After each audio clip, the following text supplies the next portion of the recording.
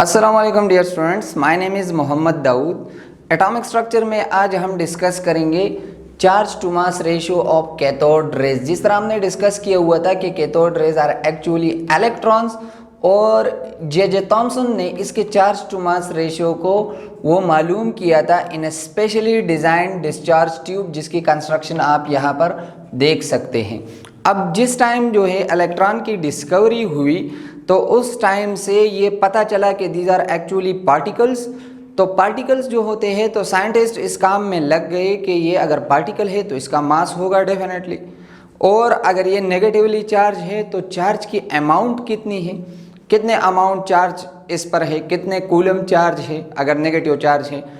तो उस टाइम ये इम्पॉसिबल लग रहा था कि इलेक्ट्रॉन के चार्ज को या मास को सेपरेटली वो मालूम किया जाए, क्योंकि एक तो ये बहुत ही स्मॉल था और दूसरी बात ये कि इसकी पोजीशन जो है वो अनसर्टेन थी। इस वजह से इसके चार्ज या मास को मालूम करना उस टाइम ये इम्पॉसिबल था। बाद में मेलेकान ने जो एक्सपेरिमेंट किया उसमें उसने चार्ज जो है वो मालूम किया, लेकिन इससे पहले जे थॉमसन की जो कंट्रीब्यूशन थी वो बहुत ही इम्पोर्टेंट थी, क्योंकि जे थॉमसन ने चार्ज टू मास रेशो मालूम की थी, जिसको बाद में मास या चार्ज को मालूम करने में वो बहुत मदद मिली। So let's start. ये जो ट्यूब आप देख रहे हैं this is actually discharge tube. जो पिछली वीडियोस में हम डिस्चार्ज ट्यूब वो पढ़ते आ रहे हैं, लेकिन ये एक स्पेशली डिज़ाइन डिस्चार्ज ट्यूब था। वही कैथोड, वही एनोड, हाई वोल्टेज सोर्स और लो प्रेशर वैक्यूम पंप लगा हुआ है। लेकिन इस ट्यूब में अगर आप देखें सामने फ्लोरेसेंट स्क्रीन लगा हुआ है, लेकिन यहाँ पर दो फील्ड्स जो है वो आपको नज़र आ रही है। एक इलेक्ट्रिक फील्ड है एक्सटर्नल और दूसरा मैग्नेटिक फील्ड है एक्सटर्नल।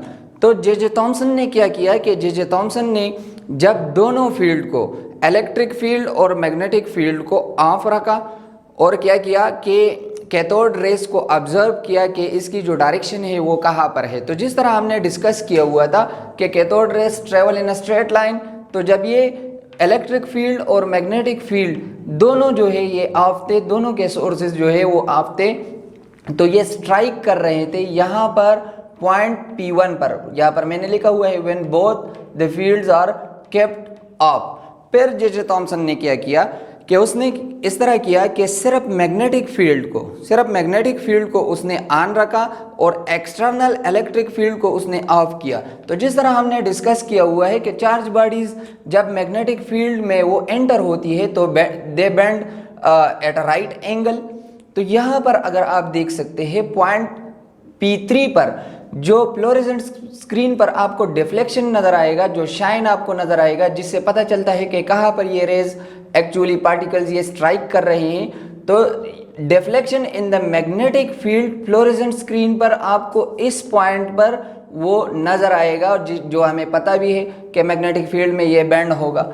फिर उसने क्या किया कि मैग्नेटिक फील्ड को उसने बंद किया और फिर इलेक्ट्रिक फील्ड को ऑन किया। जिस तरह हमने प्रॉपर्टीज ऑफ कैथोड रेज में डिस्कस किया हुआ है कि they bend towards the positive electrode. तो यहाँ पर आप साइन को देखें, ये पॉजिटिव एनोड है और ये कैथोड है। तो कैथोड रेज इस तरह आ रही थी, so they bend towards the positive electrode point P2 पर। पॉइंट P2 कौन सा है? When it is the deflection of the beam produced by electric field Elon.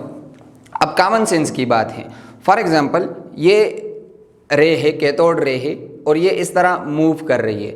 Electric field इसको यहाँ पर ला रहा है, मैग्नेटिक फील्ड इसको यहाँ पर ला रहा है। अब अगर हम इलेक्ट्रिक और मैग्नेटिक फील्ड स्ट्रेंथ को एडजस्ट करें, इस तरह से एडजस्ट करें कि दोनों का जो स्ट्रेंथ हो वो इक्वल हो जाए, तो फिर क्या होगा, ये एक्चुअली उस पॉइंट पर दोबारा आएगा जिस पॉइंट पर दोनों फील्ड ऑफ थे।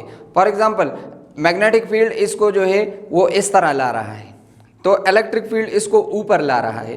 तो अगर हम इलेक्ट्रिक फील्ड ऑन रखें और ये ऊपर जा रहा है, फिर मैग्नेटिक फील्ड को हम ऑन करें तो ये थोड़ा थोड़ा ये नीचे आएगा, और एक टाइम आएगा कि हम दोनों को अगर एडजस्ट करें तो ये अगेन जो है ये पॉइंट P1 पर आएगा। एक्चुअली यही बेसिक चीज़ थी जिसकी वजह से चार्ज टू मास रेशो जो है वो मालूम हो गई। अब यहाँ पर अगर आप देखें मैंने लिखा हुआ है कि जो मैग्नेटिक फोर्स है जिसकी वजह से ये जो कैथोड रेज है जो बेंड हो रही है मैग्नेटिक फील्ड स्ट्रेंथ, उसको हम लेते हैं क्यों V क्रॉस B से, it is the force due to the magnetic field. या जिस तरह हमें पता है कि A cross B equal to AB sine theta, और हमने डिस्कस किया कि मैग्नेटिक फील्ड में ये राइट एंगल पर बेंड होगा, तो साइन 90 इक्वल टू 1, तो हमारे पास आ जाएगा strength of the magnetic field is equal to EVB sine 90, या magnetic field equal to EVB।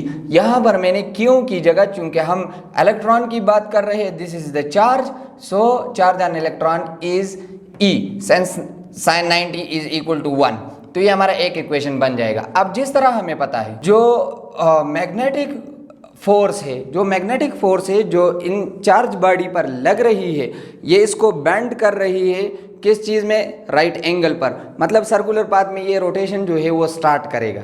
अब सर्कुलर पाथ में रोटेशन के लिए जो फोर्स रिक्वायर्ड होती है, या the force which compels the body to move in a circular path, this is actually centripetal force.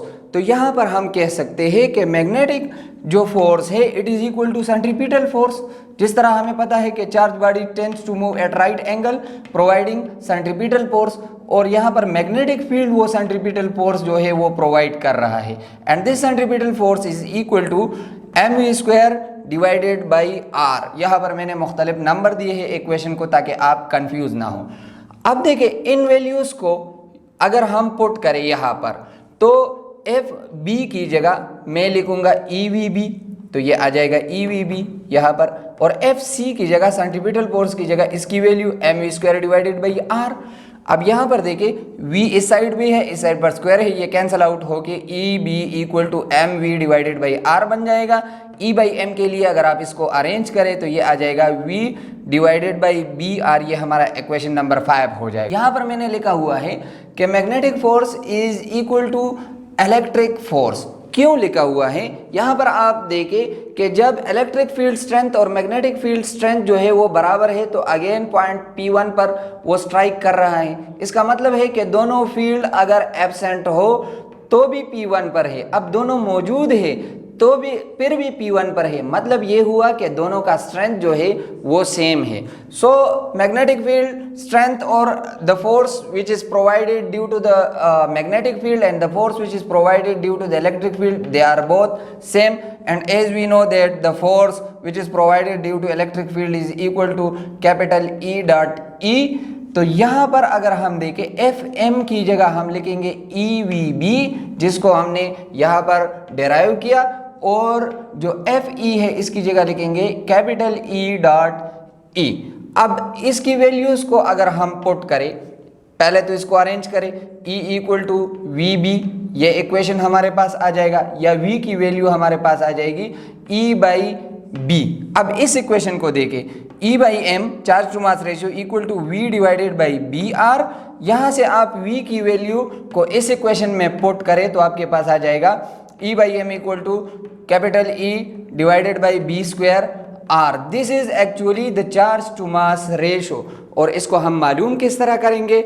For example E जो इलेक्ट्रिक फील्ड स्ट्रेंथ है वो पहले से नोन होगी, जो वोल्टेज सोर्स आप यूज़ करेंगे वहाँ से आपको नोन होगी कि कितनी आपने अप्लाई की, मैग्नेटिक फील्ड स्ट्रेंथ भी आपको मालूम होगी, और R जो है this is actually the radius, ये वही बात है कि मैग्नेटिक फील्ड की वजह से ये कितने एंगल पर ये रोटेट हो रहा है, तो वहाँ पर फ्लोरेसेंट स्क्रीन पर ये स्ट्राइक करेगा और उस पॉइंट से हम इसको मेजर कर सकते हैं। तो ये चीज़ें नॉन होगी, जिसकी वजह से जो चार्ज टू मास रेशियो है इसको अगर हम कैलकुलेट करें वो आ जाएगी 1.7588 into 10 power 11 coulomb per kg।